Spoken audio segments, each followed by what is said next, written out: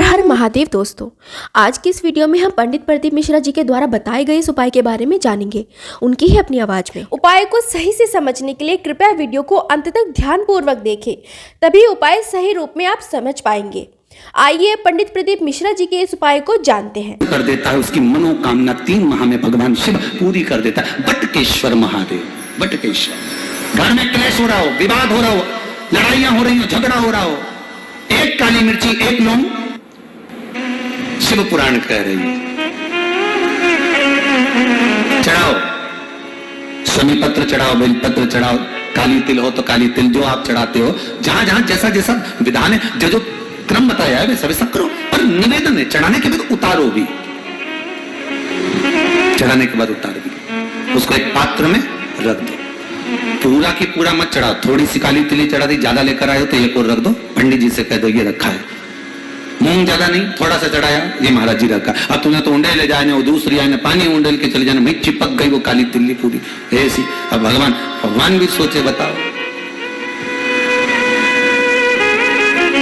जब 84 महादेव की यात्रा करी थी, जो लोग हमारे साथ में गए थे 84 महादेव करने के लिए 2-1 साल पहले, तो उस समय पर सबको मालूम होगा कि मंदिर के अंदर हमने प्रवेश नहीं दिया। जिस महादेव पे जो चीज चढ़ना थी उसके लिए एक बर्तन रख दिया, पात्र रख दिया, और उसमें आप चढ़ा दो, और वो पात्र शिव जी को छुआ दो, शंकर को। जिन्होंने 84 महादेव हमारे साथ करे थे, हम उनको ज्ञात होगा, बस तो चढ़ाई जरूर है, पर शंकर को समर्पित जरूर करिए।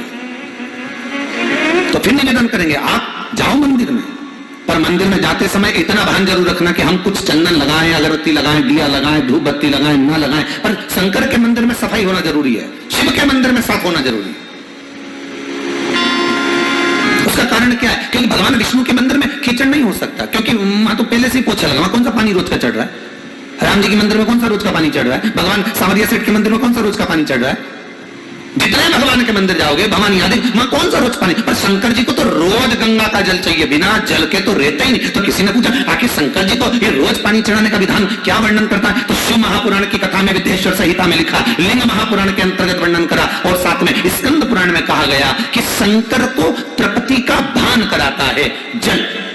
अब कहा कि जल तो गंगा का होना चाहिए, तो यहाँ शास्त्रों में लिखा कि गंगा का जल से अभिषेक करो शंकर भगवान का। तो अपन तो घर का लोटा से पानी भरते, मटके का पानी ले जाए, टंकी का पानी ले जाए भगवान को चढ़ाने के लिए, तो भगवान स्वीकार करता है क्या? शिव महापुराण की कथा कहती है, तांबे के लोटे में जो जल भरा जाता है और उसको शंकर के दरवाजे पर, चौखट पर लांग कर जब हम जाते हैं, शिव को समर्पित करते हैं, जैसे शिव की चौखट में हम प्रवेश करते हैं, मंदिर के अंदर प्रवेश करते हैं, उस समय पर भगवान शंकर के दरवाजे के नंदी भृंगी उसको, भगवान शिव के जो गण होते हैं, उसको गंगा का जल निर्मित कर देते हैं, उस कलश को ही गंगा का जल कर देते हैं, उसी को गंगा जल कर देते हैं। शिव जी का नाम बटकेश्वर महादेव हो गया। ये वो बटकेश्वर महादेव हैं।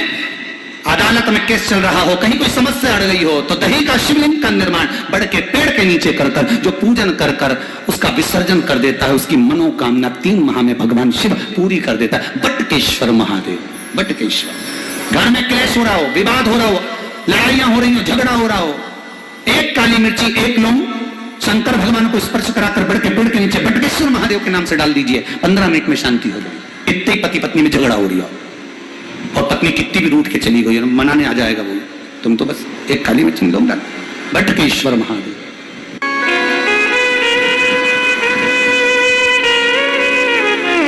कितनी बार कहा आपको, कई बार कथा में कहा कि घर से पानी लेकर जाओ, पर मंदिर के अंदर नल लगा है, मैं बाल्टी रखी है, नल चालू करा, बाल्टी में से भरा, शंकर जी को चढ़ाया है। अब यहां शिव पुराण क्या करे कि चौखट में से जब आप जल लेकर प्रवेश करोगे तो गंगा का जल बन जाएगा। अब देखिए संवाद शिव महापुराण का चरित्र स्मरण करिए। चौखट में से, शंकर के दरवाजे की चौखट में जब आप प्रवेश करें, भरा हुआ पात्र लेकर, जल लेकर जब जाएं, तो वो गंगा का जल बन गया। शंकर उसको आनंद से स्वीकार करता है, मेरा ओ घरदानी, मेरा शंभो, उसको आनंद में स्वीकार करता है। अब मैं यहां शंकर जी, वहां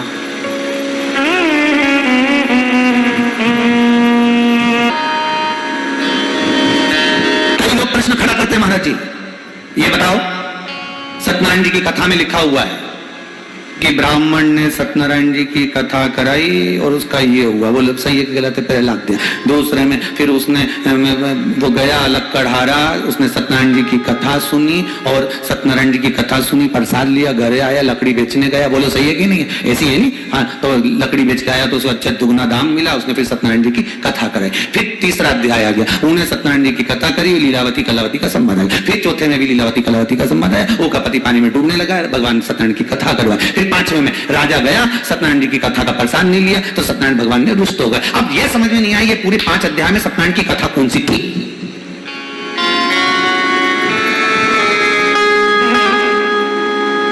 पूरे 5 अध्याय में क्या उन्होंने सत्यनारायण की कथा करवाई, तो कथा कौन सी थी? उन्होंने कहा हमने सत्यनारायण की कथा करवाई, तो कथा कौन सी थी? लक्कड़हारे ने सत्यनारायण की कथा करवाई, कथा कौन सी थी? लीलावती कलावती ने सत्यनारायण की कथा करवाई, कथा कौन सी थी? राजा कथा का प्रसाद लिया तो कथा कौन सी थी? स्कंद पुराण कर रही है, शिव पुराण कर रही है, कथा ये थी कि वो झूठ बोला ब्रह्मदेव और सत्य बोले मेरे भगवान लक्ष्मी नारायण। जैसे ही भगवान शंकर सामने आए और ब्रह्मा जी ने पूछा बताओ तुम्हें क्या चरण मिले, और भगवान विष्णु ने पूछा ब्रह्मदेव पहले तुम्हें बताओ सिर मिला, ब्रह्मा जी बोले मैं बाद में बोलूंगा पहले तुम बताओ तुम्हें क्या शंकर के चरण मिले। तब भगवान विष्णु उसी समय पर हाथ में कलश लिए, उस पर श्रीफल रखा था, आम के पत्ते लगे हुए थे, और सत्यनारायण भगवान के सामने भगवान विष्णु के सम्मुख में वो कलश रखा था। और भगवान विष्णु कहते हैं सुनो ब्रह्मदेव, मैं जब नीचे तलातल रसातल में जाता गया, जैसे ही मैं नीचे पहुंचा देवताओं ने मेरा आदर करा, सम्मान करा, और ये कलश मेरे हाथ में दे दिया जिस पर श्रीफल रखा हुआ है, जिस पे आम्रपत्र रखे हुए हैं, जिस पर सुंदर कलेवा बना हुआ है, ये कलश मुझे दिया और कहा ये कलश का जल आप शंकर को समर्पित करना। इसलिए सत्यनारायण भगवान की कथा में कलश रखना जरूरी होता है। वो कलश में लेकर आया हूं और सत्य हूं। सुनो ब्रह्मदेव, मुझे भगवान शंकर के चरण नहीं मिले, शिव जी ने कह दिया बस यही सत्यनारायण है। ये कथा थी जो कराई थी। क्यों साहब, एक बार सत्य बोल देते तो कुछ जाता। इसीलिए लोग मरने के बाद वो मुर्दा जो भाग नहीं सकता, वो मुर्दा जो मर गया, सबको मालूम है उठ के नहीं जाएगा, उसके बाद भी अर्थी पे ऐसे खींच खींच के बांधते हैं। अर्थी बांधने वाले भी स्पेशलिस्ट होते हैं। खींचो और जम के खींचो, उधर से खींचो, हम इधर से खींचो, खींचो। अरे भैया मर गया, नहीं भागेगा, क्यों खींच खींच के बांध रहे हो? तो दूसरा बोला भग गया तो भगवान को तो कुर्सी भरना, दूसरे को ले गया तो, इसलिए इसी को अच्छे से ले चलो, बांध बांध कर ले जाए, बांध बांध कर ले जाए। और क्या चिल्लाते चिल्लाते जा रहा है? राम नाम सत्य है। यही दुनिया के लोगों को ये माइक के द्वारा, आस्था चैनल के द्वारा, फेसबुक यूट्यूब के द्वारा इतना चिल्ला चिल्ला के बोल रहे, रे सत्य बोल लो रे, अभी भी मौका है, दिवाली मिलने जाओ तो हैप्पी दिवाली बोलो ही मत, तुम तो डायरेक्ट बोलो राम नाम सत्य। मौसा जी ने, मौसा जी तो सोफा से नीचे, मौसा जी सोफा के तुम तो क्या राम नाम सत्य। शंकर जी के दरवाजे पर जाए, पहुंचे, चिल्लाते चिल्लाते जा रहे, बड़े प्रेम से। ओ हो, शंकर भगवान तो नाचने लगे। पार्वती जी बोली काय को नाच रहे हो? शंकर जी बोले अपने घर में मेहमान आया है। भगवान के वो केते केते ला रहे, राम नाम सत्य, पर पत्ता झूठेला है, 1 नंबर का। दुकान पे बैठा रहता था तो कहते घरे, और घर में आए कहीं का बेचारा मिलने तो कहते दुकान पे, और दुकान पे जाओ तो कहते बाजार गया, बाजार जाओ तो कहते वो तो अब भी गया। इतना झूठेला आदमी कहीं संसार में मिलेगा? ये तो नरक मिलेगा। शंकर भगवान बोले अपन को इससे मतलब नहीं, अपन तो वो राम नाम सत्य बोल के आ रहे नहीं, उसके चक्कर में नाच रहा है कि भले मर गया पर इत्तों के मुंह से राम राम तो खिलवा दिया। भले मर गया पर जो तोप के ला रहे कंधे पर, सब राम का नाम लेते लेते तो आ रहे। बस यही जीवन की सत्यता है, उसको आपको अपनाना पड़ेगा कि जीवन की सत्यता सत्य में। कि शंकर भगवान की सबसे सुंदर अगर कोई शिक्षा है, मेरे भोलेनाथ, मेरे महाकाल राजा, मेरे कैलाशी, मेरे अविनाशी की सबसे श्रेष्ठ कोई शिक्षा है। और जितने लोग ऑनलाइन कथा सुन रहे हैं, देश में विदेश में जहां बैठकर कथा सुन रहे हो, मोबाइल पर, फेसबुक, यूट्यूब पर, आस्था चैनल के माध्यम से, जहां बैठकर आप कथा सुन रहे हो, शंकर की इस बात को अपने जीवन में उतार कर रखिएगा। शंकर भगवान की सबसे बड़ी, सबसे अच्छी एक शिक्षा है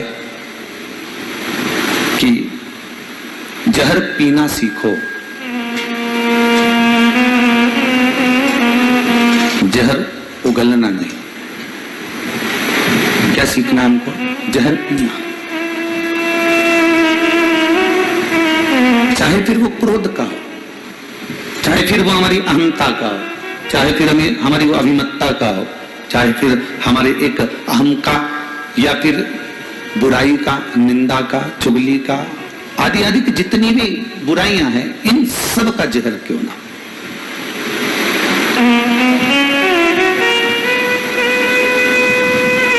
बड़ा अनमोल है मानव का देह, बड़ी मुश्किल से तो मिलता है।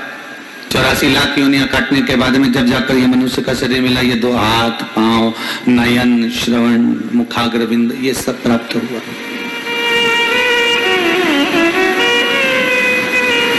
और यदि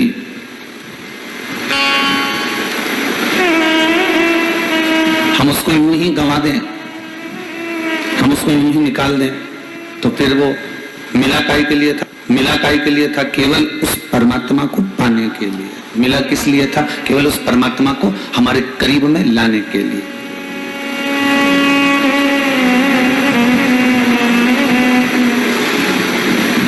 और मान लो